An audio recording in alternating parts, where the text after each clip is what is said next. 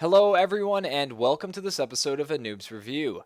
This is the gaming show where I bring you relatively unknown or new releases, try and provide some background information on the actual functionality of the game, and provide you with my overall opinion. If you guys have any questions, comments, or suggestions, feel free to leave them in the comments section below.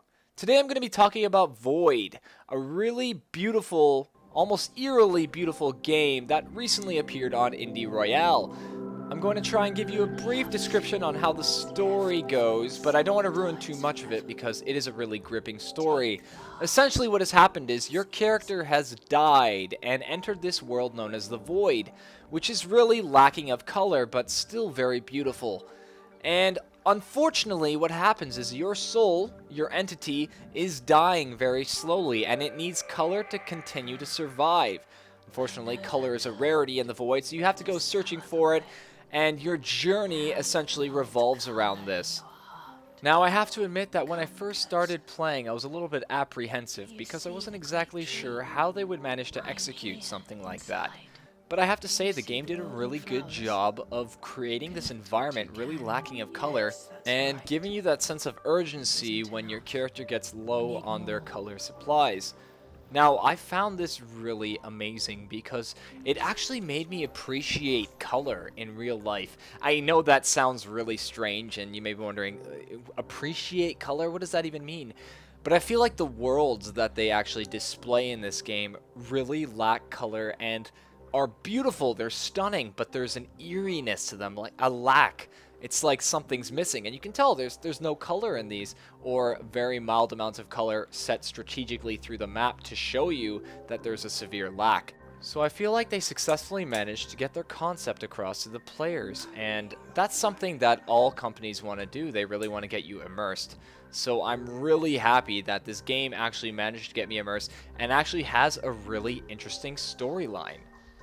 Now, the next thing I want to talk about are the really beautiful maps. And as you can see here, this spiral map, or spiral tower, I guess, really took my breath away. And it's not even that graphically amazing. Like, you can look around, the textures aren't incredible or anything like that.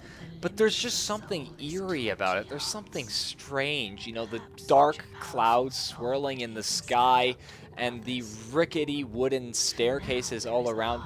It really, I can't describe the feeling you get when you look at this. It's an eerie sensation. You get a tickle up your spine, and I really enjoy that. I found that a really delightful fact about this game.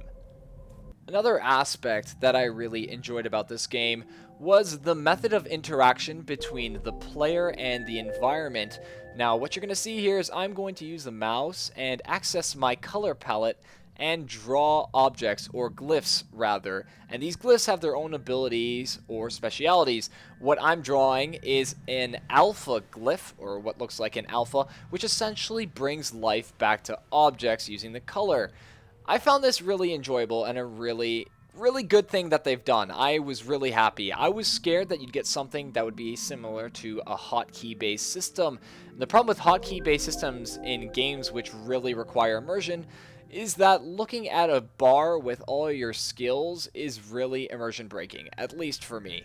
The next thing you're going to see right here is the combat. Now I'm going to go a little bit quiet so you can actually enjoy the audio behind this game because it's really beautiful. So enjoy this next part. Strike it with color. Take a good amount of nerva and strike it. The more color you put into the stroke, the more damage you will do to the enemy. Color feels your will. Come on, fight.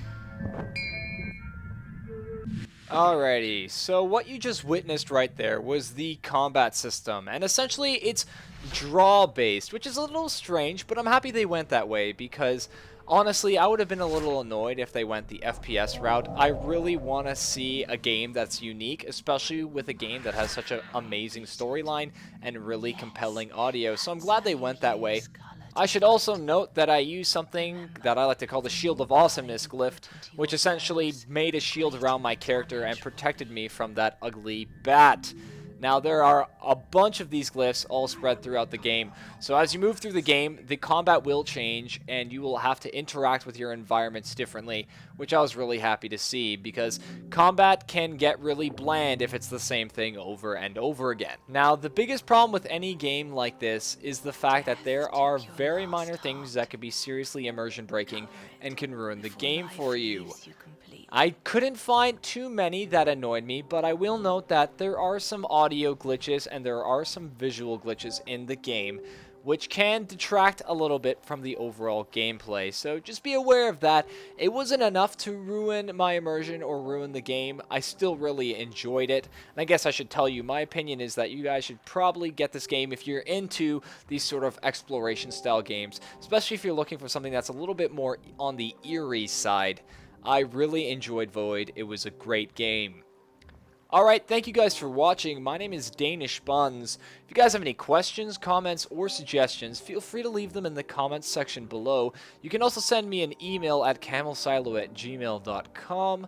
I also have a Twitter page if you guys want to check that out. I don't really post anything interesting on there, maybe some news and other things like that. If you want to keep up to date, you can check that out. I'm going to leave you with the introductory clip for this game, which is just super confusing and going to leave you asking why. Thank you guys for watching, and I will see you next time. The dream of the future you see dissolves, and with time, so does the apprehension. The world under sun is no exception, and all you see around you evolves. New trades and things familiar can be sensed, but futile is hope without fruition. The grief you knew begets no vision. The happiness you felt becomes regret. Winter fades and takes its cold and storm. Spring revives the world with love and warmth, but still the law, all things decay and age. Vanity itself won't dry your tears, and so you fear as your time draws near. The world will turn, but never change.